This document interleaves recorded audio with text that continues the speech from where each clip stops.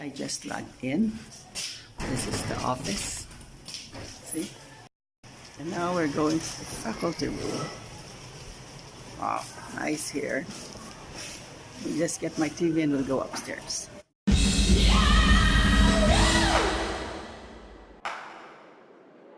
Yeah, and now, Charlie Puth. Let's Marvin Gaye and get it on. You got the healing that I want. Just like So, here's my classroom. Okay, that's my classroom. And let's check what's inside. There you go. So all is set up, ready, up and running. And this is what I'm going to use for documentation. We have TV, and later on we'll turn on the laptop. So this is my classroom.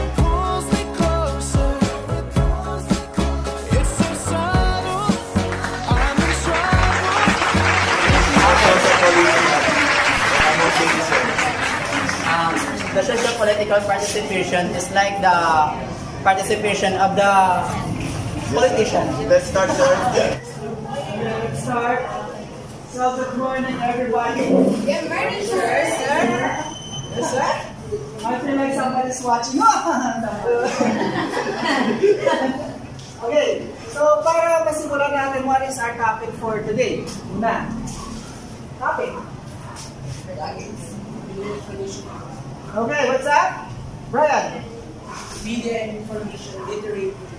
Individual. Okay, so alam mo na yung meaning yun. Let's go to the specific objectives of what we are going to do today. Any specific objectives tayo. So first is performance standard. The learners should be able to conduct a debate about the present status of MIM in our country. Okay. So remember, your debate is in context with what is happening with you. Okay, so the article is general. It doesn't say you have to research for foreign references. No, personally. Kasi our topic is about individual. So you will not have any mistakes in saying out if you're good with it or not. Okay, so there are no wrong answers. So the bottom line is, what is the media and information literacy condition in our country, and does it impact our country? So we have previous examples doon na si Era pinalayas dahil sa sa text messaging. Okay? Meron activism, meron promotion of certain ideology through social media. So we know it has an impact in our country. But as an individual, does it affect us? Yan ang tanong. Next is learning competencies. Okay? So overall, tayo lahat. What is the implication bilang isang estudyante, bilang isang anak, bilang isang mamamayan ng Pilipino? Sino na nagboto dito? Nagboto na kayo? Sino binoto mo mayor?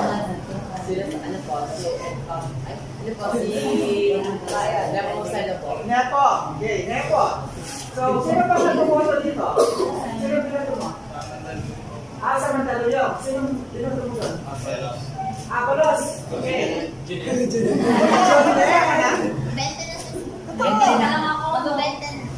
20. Magsuan.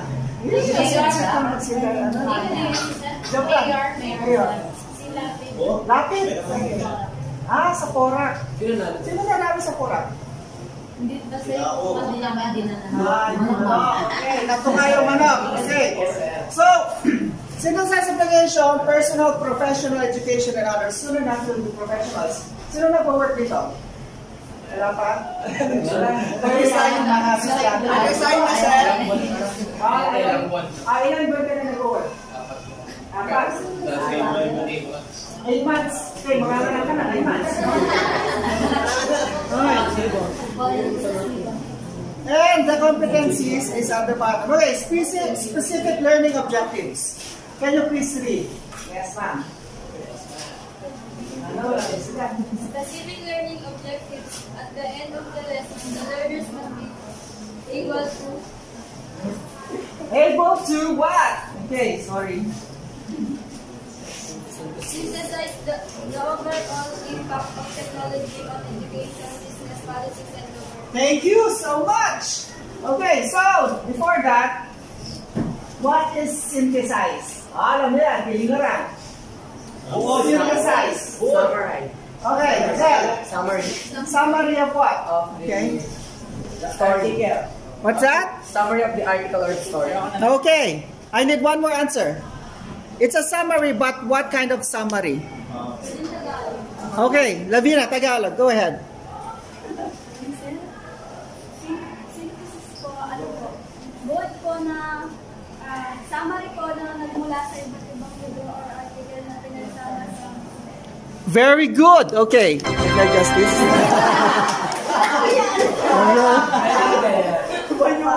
Okay, so, yeah. It's correct summary, and then that's broad, but different references, putting them together into one ideology or concept, and that is synthesizing, putting together. Okay?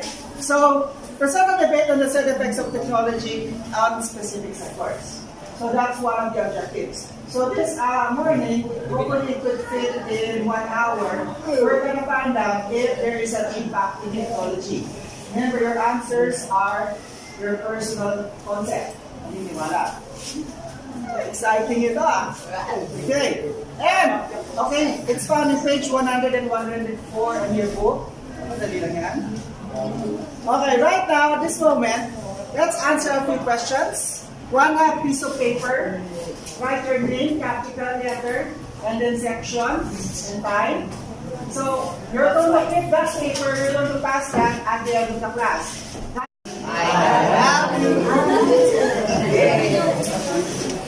Can you po? Can you po? Prestigious chair.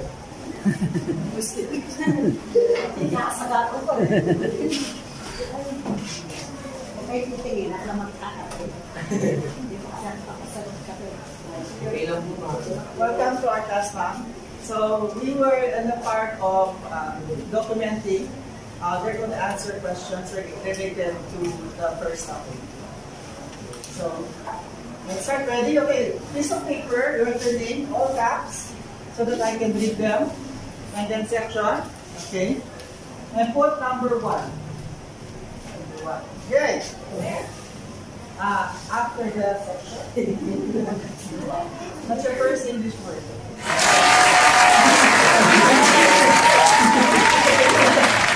Okay.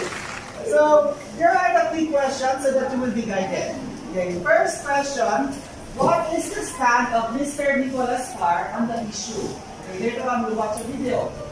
Is he on the affirmative or the negative side? Okay? And what are his arguments? In other words, ano yung pinaglalaban niya doon sa video? Okay? Yung lalaki. Number 2, yun naman babae, same thing. Si Miss Genevieve, there. Sa issue, anong pinaglalaban niya? Siya ba ay nasa negative or positive side? Okay? So let's just watch this clip and write your answers on a piece of paper para when I call your name, you will not be blacked out. Okay? And you can construct your interview. Sorry, sir. Let's do it. Okay, please listen and watch. About the impact of new technologies on our children. This one has a particular kind of visceralness to it, finally.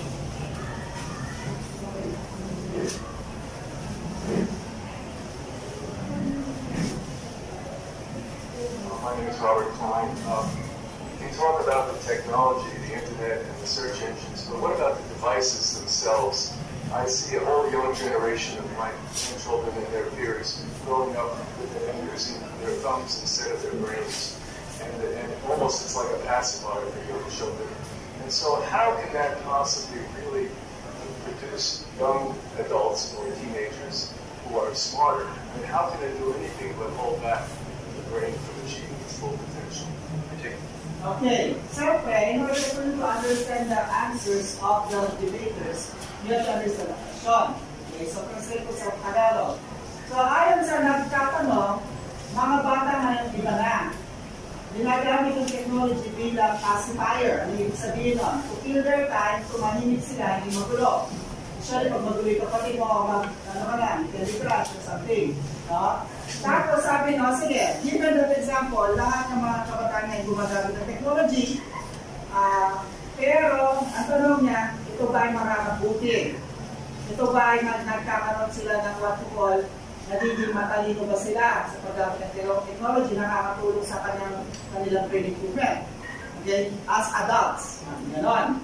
So, tingnan natin, yung walang sasagot yung lalaki. So, tingnan natin, ano sagot niya? Kasi nag-debate sila over technology. First, technology, yung question niya ngayon, the use of the younger generation technology. Ang pagkataon na yun. Kaya yun. Although, yung context niya, mga bata, mga edad na 3 years old, 5, 7, tinatako na yung cellphone, tablet, para maglaro.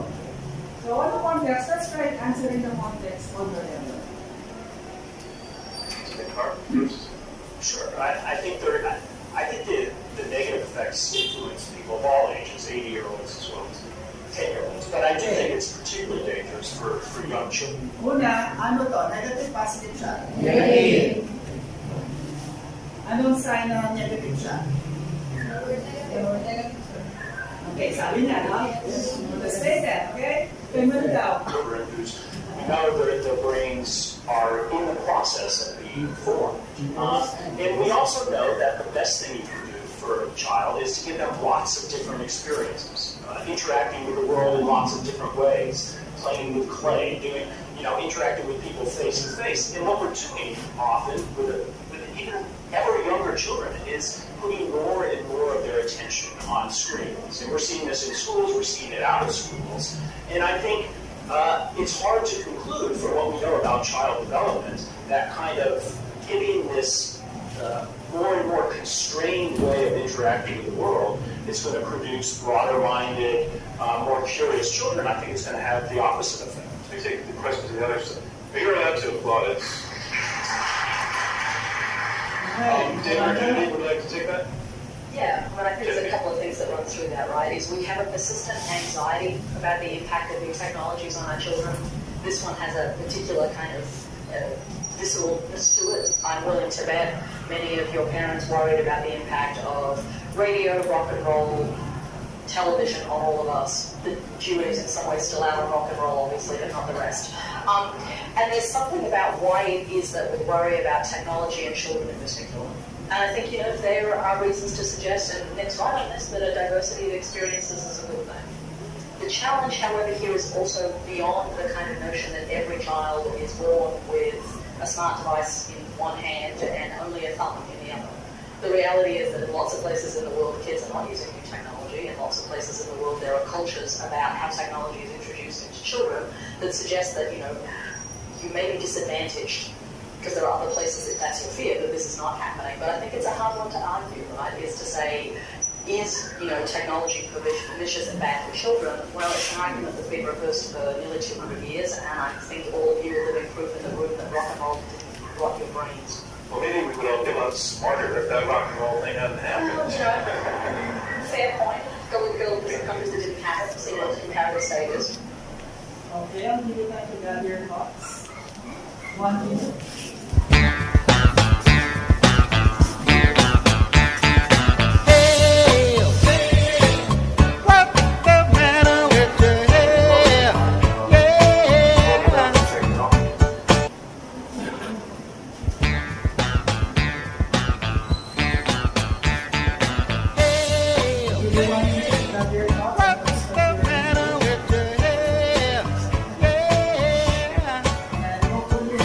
Someone you're able to share your idea. And some people are better speaking extemporaneously, some are in written form, so we'll do both.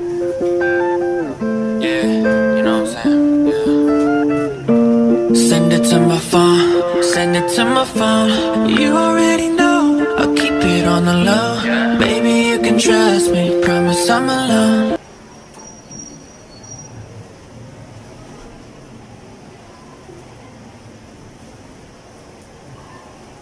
So if you have direction, this is the question that we're looking for answering. So what is the stand of Mr. Nicholas Carr una of the issue? Obviously you said negative, positive. Let's find out why. Next question is one. Okay. Please. Time is up, yeah? You still need more time? Okay, good. So let's share our idea. Who wants to start? Yes, Fernandez. What is the stand of Mr. Nicholas Carr on the issue? Is he affirmative or on the negative side? Negative side. The stand of Mr. Nicholas Carr is on the negative. He talks about the use of technology among children is particularly teenagers because from 0 to 2 years of their age, it's the thing of their brains that it is the process of their brains that are being formed, and also it's kind of holding back their brains to achieve the full potential of it. And instead of showing them the different kinds of technology, we should give them a lot of different experiences impacting the world with people face to face. Okay, thank you. So,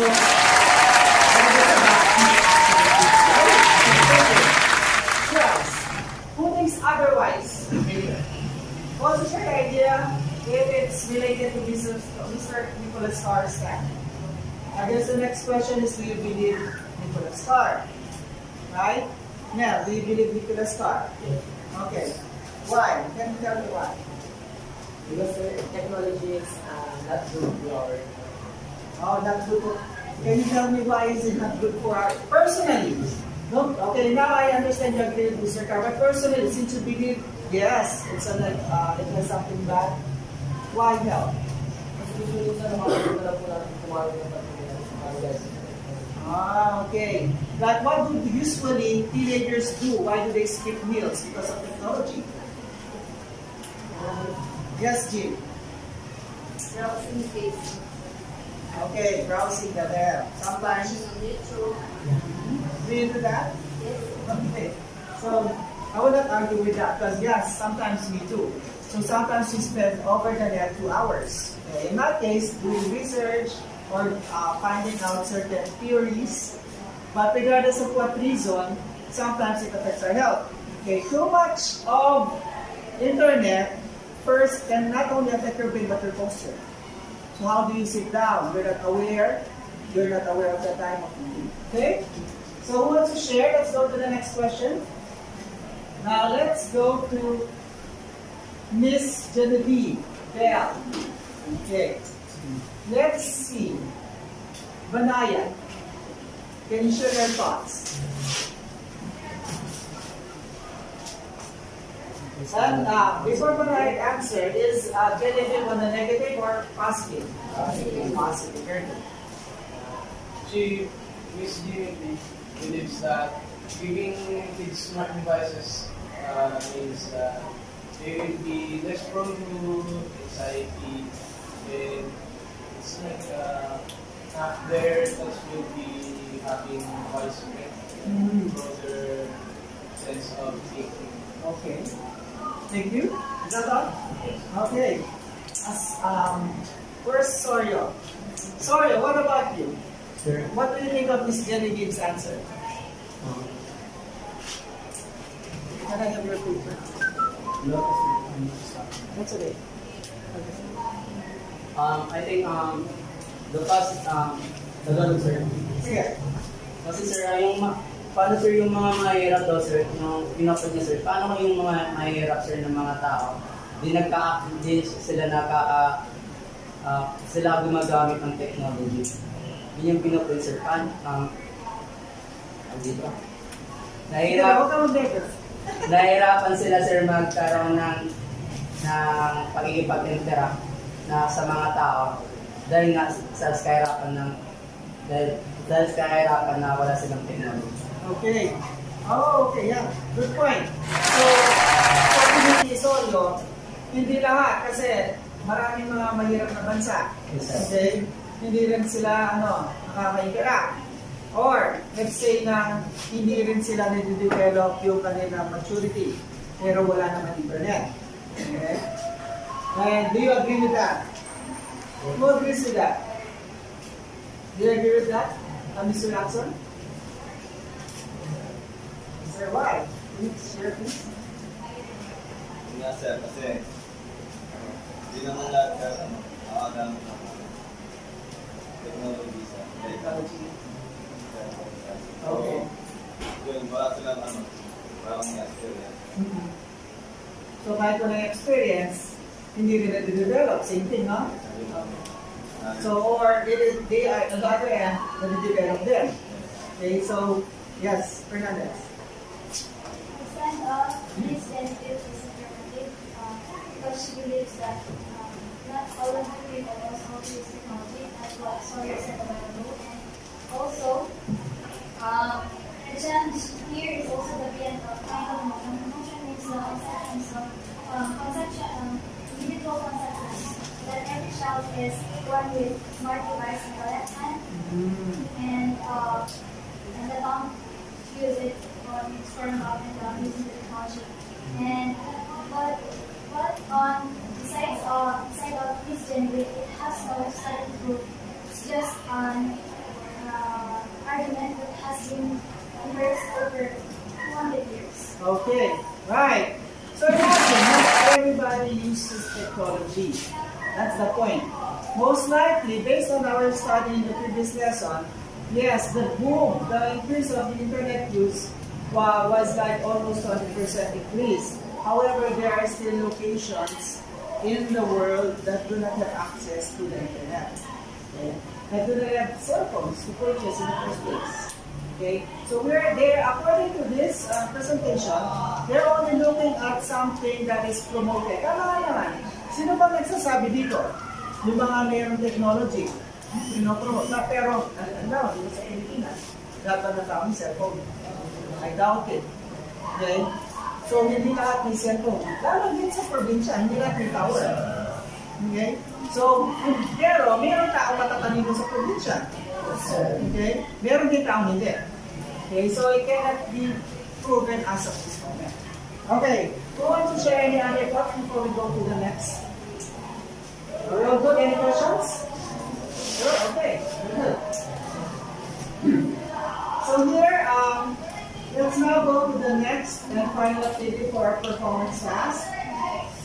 Okay, before we go to the performance task, I want to discuss a few things. First, we're going to have a debate. Now, here's the thing about the debate. Based on our book, we have to go through this activity so that we would not only develop the sense of awareness in technology, but we would develop the sense of speaking in public. Okay? Because our topic, our main goal is to make you media information literate. And the last part of being an MIL person is what? Sharing ideas. Okay? So here, we already set up a script. Okay, that was your assignment and each topic. Okay, so just to run through for ma'am, so that you know the dynamics and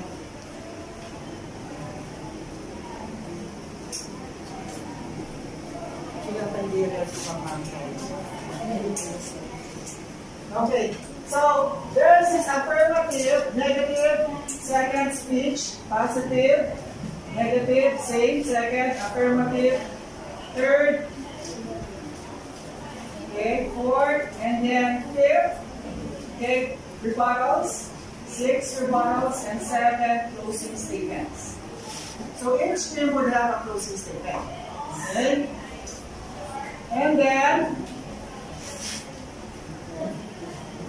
first topic would be media information technologies that promote social political participation among the citizens, right? Yes, sir. Okay, very good. Second topic is media information technologies improve learning environments. Okay? And, okay, rubrics. Okay. I just want to run through it. It's a general rubric. So here, clarity, organization and clarity. Main arguments and responses are outlined in clear and orderly way. So in other words, when you share your ideas, it's clearly stated. You get 40 points for that. And for not completing under the diagnosed throughout, yung medyo magulo, 10 points. 40 points, but clear tsaka maayos. Ito naman, use of arguments, reasons. Yung reasons nyo, supportive, nakaka-convince, 40 points. Hindi nakaka-convince, pababayan. Okay, 10 points. May 30 and 20 points in the middle. And use of cross-examination rebuttal, yung number 6 and 7 or 7 and 8. Okay, maganda ba? Natunggal pa niya yung opinion ng isa? Okay. Tapos yung isa, yung presentation, confidence. So any questions before we proceed? Okay, so I need you to go to your group. So, need to set up. Paano set up gusto niyo? Let's start with group 1. Okay, moderator, can you lead? Steven? Affirmative. O, saan yung affirmative? Negative dito? Yes, okay, affirmative dito. Sige, tayo na lang dito para mabilis. So that we can dissect it. Okay. So don't forget, this will be presented with future classes. Okay, so this is our documentation for this particular debate.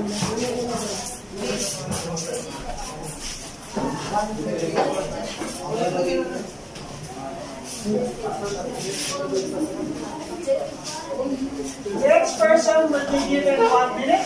Are you ready?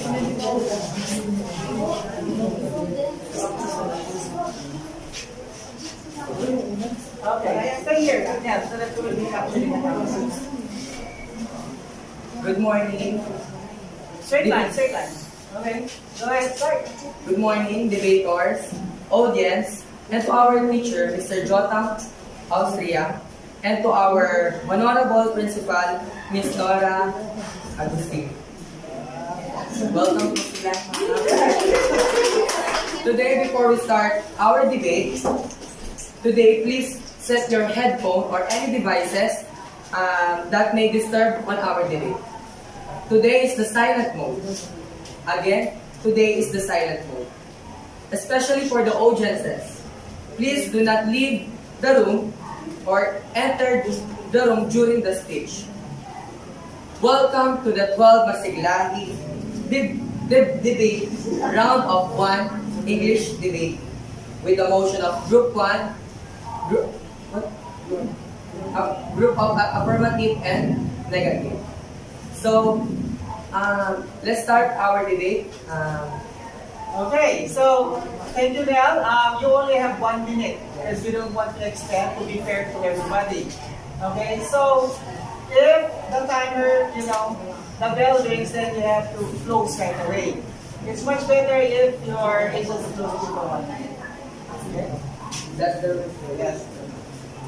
Okay. Now both teams are given 5 seconds to prepare their reply speech. Okay. So, shall we now start? Yes, sir. Okay, who will start now? The affirmative speaker. Okay, speaker number 1, 1 minute starts now. Media and information technology promotes greater social political participation among citizens. Louder, please. On the other hand, based on the information I found, according to the academic research of John Peabody 2015, he stated that people who consume more time in news media and other social media-based information have a greater probability of being civically and politically engaged across a variety of measures. This evidence makes the conclusion more valid. In general, we believe that greater use of media and information technology or social media affects the participation of the citizens, the likely participation of the citizens, especially regarding to social political subjects. Lastly, we all know that social media became parts of our daily life. So this is the influence. Next group, please. Negative. First speaker. First negative is the political topic is in the candidacy. We all know that the popularity is always there. One of the examples of the popularity is Manny Pacquiao. He is the popular international boxer, and he is now became a politician. And now he is popular not because of his ability or knowledge. In this case, Popularity popularity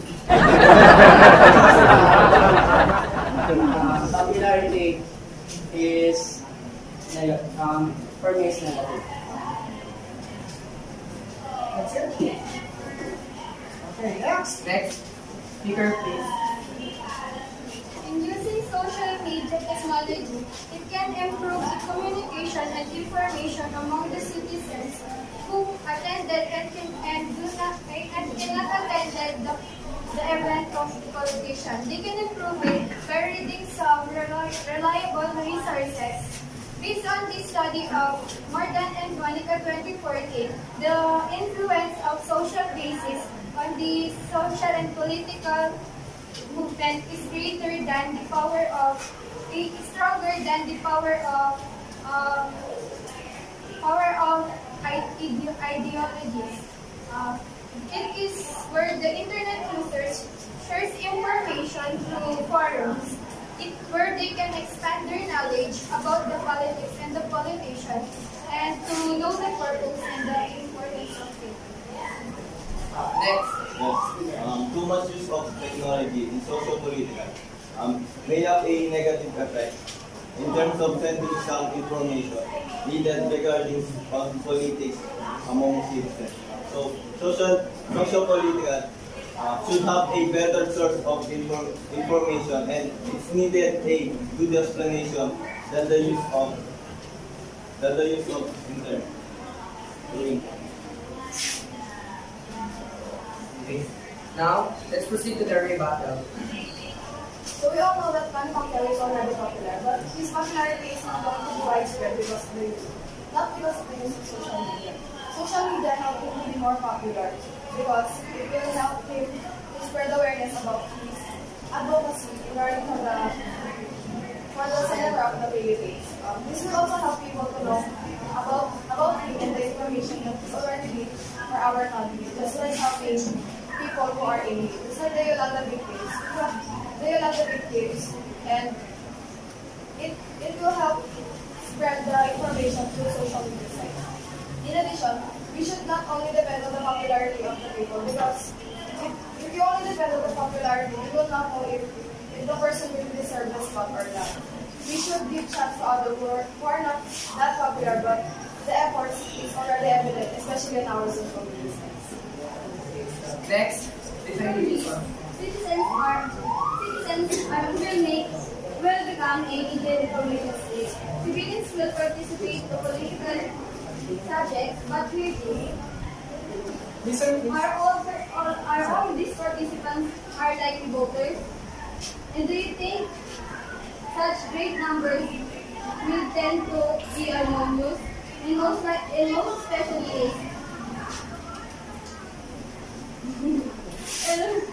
especially does the technology are ready to just activity? It's done? Okay? Internet. But the fact, internet is the most fastest way to get information needed. You cannot say that it has negative effect to sending information by the politics. Because they use technology right now most of the time to inform the citizens on what's happening in our country. Not only that, they informing us for what they have done for us. Also, we know who to trust and who not to trust. And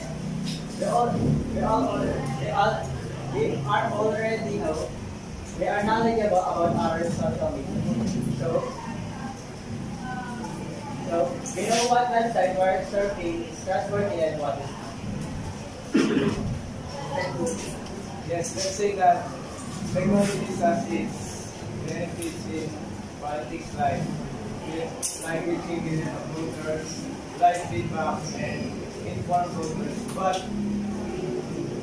not all of the citizens like the idea of using social media in politics. And not all of the citizens can access social media. And lastly, managing great number of people will be very difficult to organize, and not all of the participants will be like that. State your affirmative list is clear. Closing arguments, please. We use social media in our daily lives. This can help us reach to different people from different areas of our country. This is helpful promoting social political. This is also helpful for the people to know about the candidates and their advocacies. The information about the candidates will easily spread throughout our social media platforms. That will help them to attract the voters. And lastly, a good example is Bong Revilla. We all know about his issues, but the help of social media, it's still able to win in his position today. That's it. The affirmative team states their closing arguments, then elect negative as your closing argument. Okay, last closing argument. Make it good. In reality, Smile. using technologies for social political purposes has its drawback. One of these is fraudulent crimes, then identity theft, and comparing this to an iceberg, we only explored the tip of the iceberg. How many percentage is the tip of the iceberg, the total iceberg? I can say that it's only in the 5% of the technology are being explored.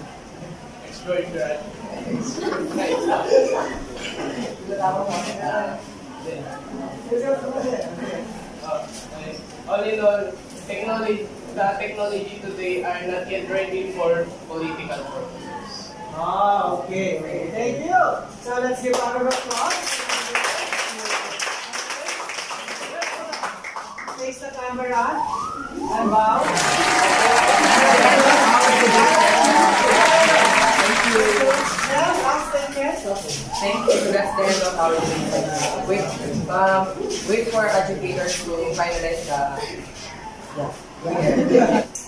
Okay. Media and information technology promote greater social political participation among the people. Okay. Well, the question is, based on the debate, negative and positive, but does it promote participation among students first?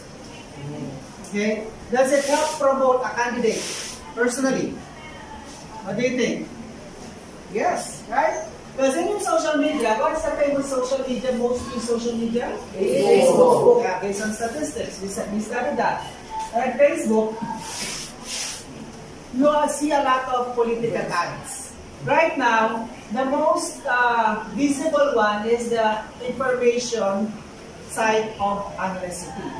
And almost every hour, I think, most likely you're subscribe to that page because you want to see walang pasok. Mayor baka naman. Mayor baka naman. Mga ganon. Pero naman pag nakikita natin, nagsuspendi agad si Mayor.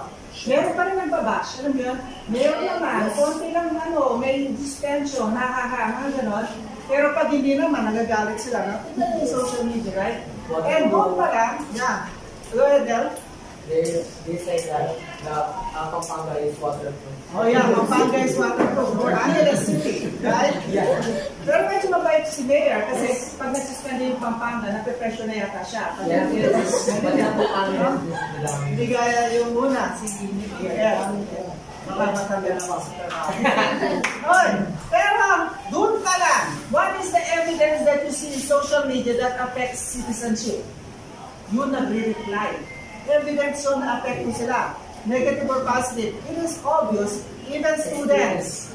Right? When sinabing walang pasok, ang daming reply. Pag walang announcement, ang daming pa rin reply. That is the point of the first debate. It affects us. Okay? It affects us. Negative, positive, there is what you call a social, cultural, or political involvement in the community. Okay? So that's pure evidence there. Now, on the last part, there are benefits of being a media literate person. Just for our closing, what do you think, based on our lesson for just this hour, and it's also related for the first lesson until now, kasi it falls on individual, okay? Do you think we benefited from what you call information, media and information. Personally, were you able to benefit from it? That's the question eh. Kasi, pinag-aaralan natin, ano pa kinabang nito? So, tingnan natin, nakinabang ba nga tayo sa pag-aaral na to? Nakinabang ba tayo sa paggamit ng media information? Ngayon na nalaman, we found out that it is very important for us to learn how to use social media. Natin yan, huh? So, are we applying it? Do we have benefits? Have we seen the dangers? Can you see it? Go ahead, Destiny, can you share your thoughts? Yes, okay. Why yes?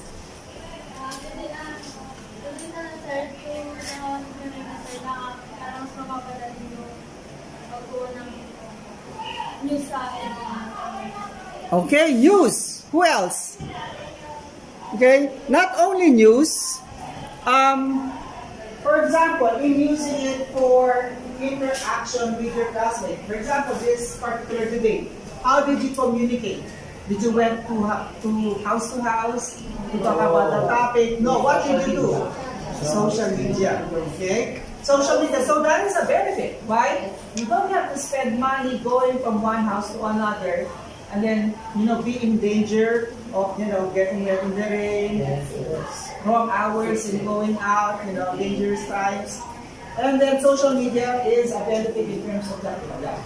Okay? So, personally, we are all benefiting from it, right? But we also, just like Jim said, there is also a negative factor. If we are the word is letter A. Addiction. Very good. If there is an addiction. Okay? Addict. When do you know you're addicted to it? Okay, pa? Kinahanap mo? Okay, Mark? Yes, go ahead. Yeah. Nakakalimutan mo na kumain. Nakakalimutan mo ng kumain. Kinakain mo ng cellphone mo. Ano pa? Maligo. Totoo ano yan yun? Yes, sir. Nakakalimutan mo maligo? Yes, sir. Alam ko, yung hindi naliligo, pag walang pasok, di ba? Sorry, sir. Sorry, sir. Okay. Ako rin naman eh. Pag-guri yun eh, nakiramay ako. Huwag ka tayo naligo. Okay. So let's do a closing. Okay, benefits. Does it improve quality of life? Okay. The answer is yes and no. We don't debate on that, but I want to open this question. Social media, socio-economic factors improve quality of life. We'll say yes, because it saves us a lot of dead work. But no, because we are sitting all around, it becomes unhealthy. Okay? Next, for closing, greater political participation, which is true. Okay? Who knows the story of the complaint of United States of America versus Donald Trump? They use social media to make him win. Okay? Based on the documentary, there was this company who handles social media.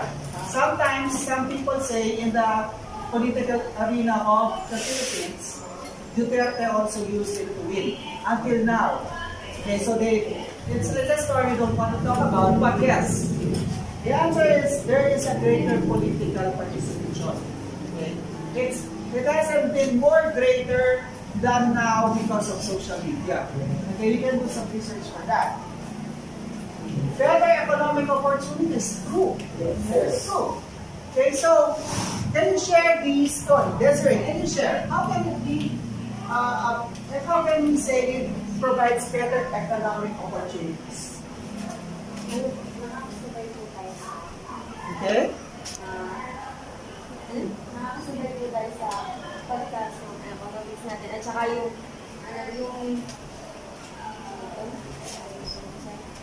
Okay lang. Ano ba trabaho? minsan madali tayo makailangan kasi makakita na tayo sa social media. Correct. Thank you.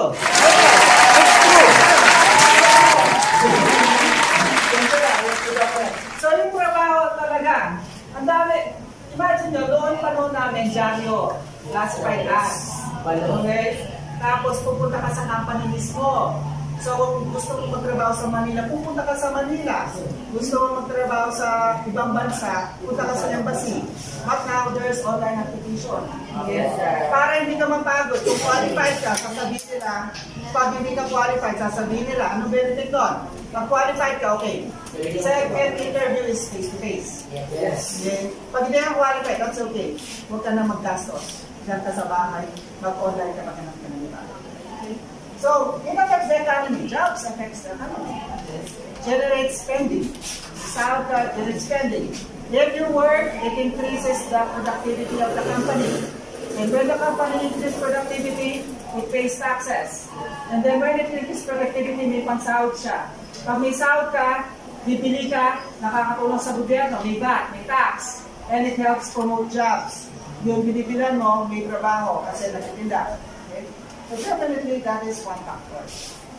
And improved learning environment. Ito yung debate ng mga si Carl at si Genevieve. Okay? But, correct me if I'm wrong, it doesn't really improve learning environment. Yes, what do you think? Who says no? Gusto ko malaman bakit hindi. Okay, the logical answer would be yes, because there is an increase in resources online. Ano yan? Kayo mismo ay beneficiary sa research nyo. Noon kami, pupunta kami ng library. Magde-take, hindi. Magre-research. Okay, magkita tayo sa library kung tayo mag-aaral. Pero ngayon, because of technology, imagine your library is an open source and you can access library in the United States. Sa amin, dito lang sa Pilipinas, punta ko sa AUA at third floor. Nalala ko nung nag-slide pa ako, bulong doon. Kaya mo. Pero hindi lang ako, inaayos nila. Nung marami na kami nag-slide, inaayos namin. Eh, baka tanggalin ako sa alumni ng AUA. Okay, so, pupunta kami library, tapos second, third, ang daming libro. Tapos, i-search mo yung sa lahat sa library. Saan makikita? Okay, dun sa second time. Pero sa search. Okay? So, believe me, if you disagree, it doesn't improve learning, but it does improve learning. But, learning in two ways. Negative and positive. Yan. Because you can learn how to create or be a terrorist online. A bad person. And you can learn how to what? Improve. Okay, so learning, yes, but in what way? In what aspect? Okay? So, that's it for our lesson for 6 units. We have to end it here because it's already time. And the last question, what have we learned today? The use of social media. Okay, go ahead, Belle, please share. The use of the social media. Use of social media. Okay, in what way? That's like time management. Okay, very good. Time management. What else? What have we learned today? Yes, ma'am. Ay, Steven. Nakaligtas yung group ko. Sana po, kasi big impact to the... Yung camera. Okay. It has a big impact in our society. Dahil sa makakatulong po yung technology, di lang po sa mga bata, kundi rin po sa mga matatanda. To easy research na ano po yung kailangan po nilang research po sa internet po. Instead, reading books, hindi po nila research sa internet para po agad po nila mag-get yung information po. Parang advantage po sa atin po ito na meron po tayong technology sa Pilipinas para mag-communicate po tayo sa ibang lugar. Okay, thank you. Sige, palakpakan natin. Okay, so yeah, but I want to hear one more thing. Okay, don't forget, kasi sa MIL, we evaluate, we process information, we analyze, so that we will know the good from right. So let's put that in mind. So that when we use social media, when we think of political influences, we have the right, judgment in choosing what is certain. Okay, last question. What part of the lesson do you not understand?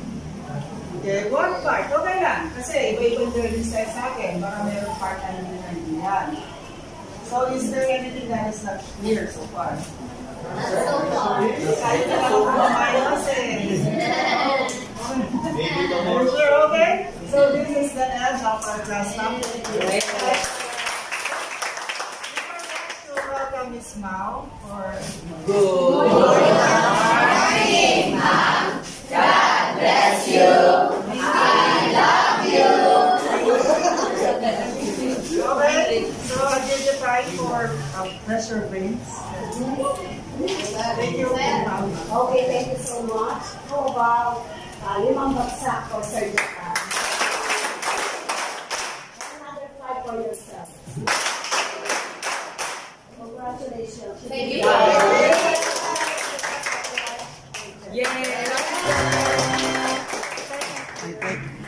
For today, yes. So as you see, this first part is setting up expectation. The second part is about the lesson proper. And then we did some film showing, dissecting. We had some quiz. And that quiz was also part of their recitation because, you know, students are not inclined in the English language. So we have to help them develop that. And then we also have debate. Okay. So debate went smoothly. And after that, wrap up. So we discussed what were the benefits, what did they learn, and what do they need to learn further. So that's basically it. So we use different technologies, TV, laptops, okay, audio, videos, and the board. So we have teaching aids. Hope you learned something for today's lesson. Have a nice day. Until next time. Click subscribe.